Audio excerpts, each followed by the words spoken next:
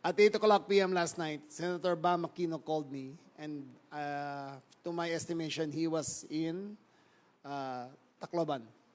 He gave me a tip na sabi niya may chatter daw sa Tacloban na mayroon pang isang impending mass shooting na mangyayari sa Leyte.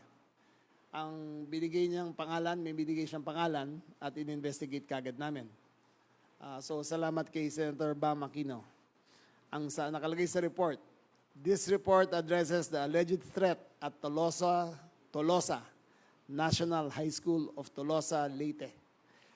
The suspect is accused of planning a mass shooting or stabbing aimed at the school students. The following message written in vernacular was retrieved. And you're gonna have to excuse me, hindi po ako marunong magwaray. Pero ibibigay ko na lang ang translation. Okay? Translation, and it is very rough. Translation, pinost niya sa Facebook to. Hello, send this to your friends. Yo, from Tolosa. Prepare yourselves, especially you, as you owe me. Get ready. I will disrupt the school. You won't know me, but you will recognize me.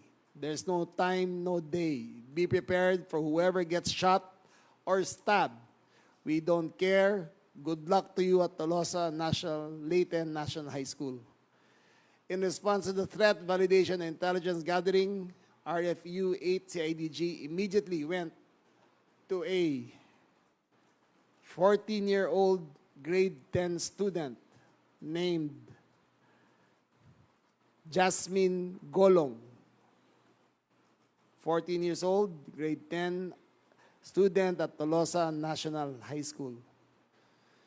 The investigation revealed that she created multiple Facebook accounts to disseminate this content, which spread rapidly across social media, alarming students, parents, and the public. Her identity was confirmed through social media analysis and information from concerned individuals.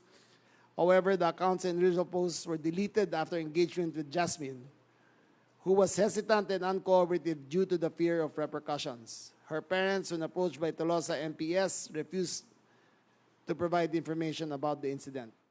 So again, there was no incident.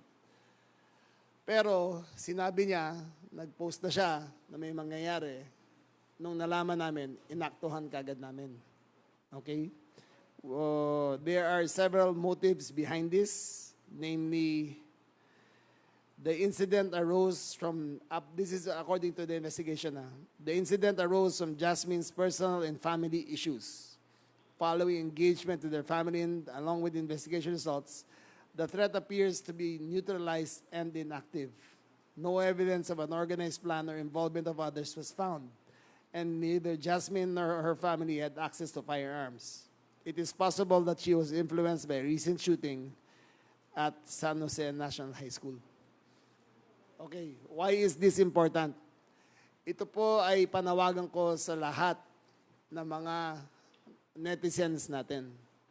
Kung may makita po kayo na kahit anong threat or imminent threat or chatter sa mga group discussions na merong gustong gawing mass shooting or violence to be inflicted, please call 911 and inform right away.